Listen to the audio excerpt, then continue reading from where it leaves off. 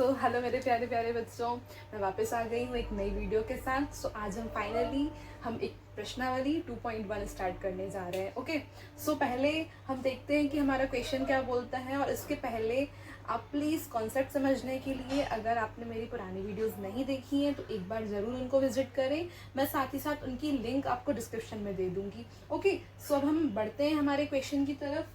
किसी बहुपद px के लिए y is equals to px का ग्राफ नीचे दिया गया है। ये हमको 3 ग्राफ दिए गए हैं, 2.10 में दिए गए। ओके, इस ग्राफ का नाम है 2.10। प्रत्येक स्थिति में px के शून्यकों की संख्या ज्ञात कीजिए। तो हर ग्राफ के लिए हमको शून्यक निकालने हैं कि जो हमारा ये ग्राफ px है इसके शून्यकों की संख्या क्या है, जीरोस का नंबर कितना है। तो हम कैसे फाइंड करेंगे? पहले ग्राफ को देखिए। हमारा जो ये पहला ग्राफ है, पहले ग्राफ में जो ये लाइन दी गई है, क्या ये लाइन x अक्ष को इंटरसेक्ट कर रही है? ये हमारा x अक्ष होता है, ये हमारा y अक्ष होता है। तो क्या ये लाइन x अक्ष को इंटरसेक्ट कर रही है? क्या नहीं, ये लाइन सिर्फ किसको इंटरसेक्ट कर रही है? y अक्ष को। अब ये लाइन अगर x अक्ष को इंटरसेक्ट नहीं कर रही है तो हमको क्या निकालना था? px की शून्यकों की संख्या। तो यहाँ पर जो शून्यक मिलेगा वो कितना मिलेगा अपन को? 0। बिकॉज क्योंकि ये x अक्ष को इंटरसेक्ट ही नहीं कर रही है। अब हम सेकंड ग्राफ पे आते हैं। ये लाइन x अक्ष को इंटरसेक्ट कर रही है क्या?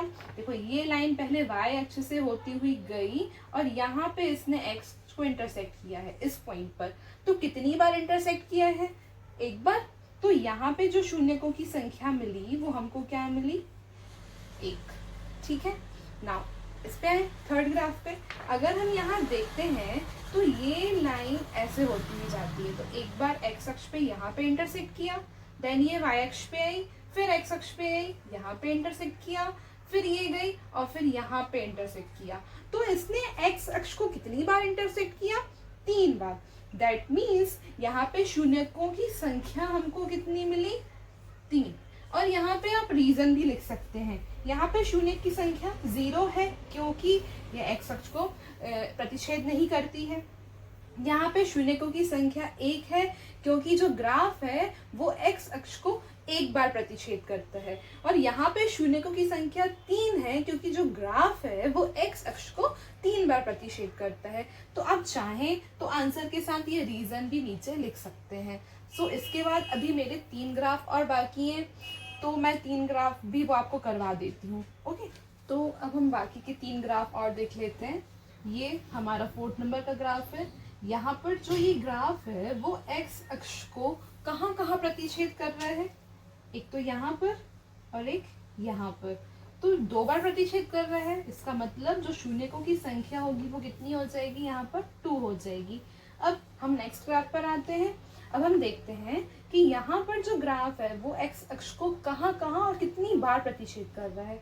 तो हम x अक्ष पे देखेंगे तो एक तो ये एक बार यहाँ पे, फिर ये y अक्ष से गया, फिर ये x अक्ष के पर यहाँ पर है और फिर यहाँ पर है। तो कितनी बार प्रतिच्छेद किया इसने? 4 बार। तो शून्यकों की संख्या हमको कितनी मिल गई? 4। अब नेक्स्ट पे आते हैं। तो एक बार तो इसने यहाँ पे प्रतिच्छेद किया, एक बार यहाँ पर किया और एक बार यहाँ पर किया। तो टोटल उस ग्राफ ने कितनी बार प्रतिच्छेद किया? 3 बार।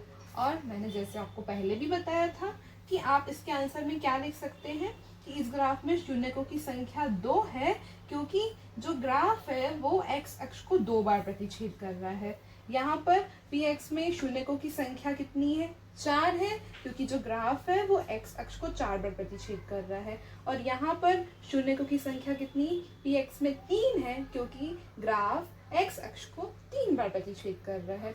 तो आई होप आपको कॉन्सेप्ट समझ में आया होगा। और इसी के साथ आपकी प्रश्नावली 2.1 खत्म होती है। अब हम मिलेंगे आगे, पहले थोड़ा कॉन्सेप्ट समझेंगे और इसके बाद फिर हम प्रश्नावली 2.2 को स्टार्ट करेंगे। मिलते हैं नेक्स्ट वीडियो में। और अगर आपको वीडियो पसंद आएगी तो प्लीज़ लाइक सब्सक्राइब जरूर करें। Bye bye.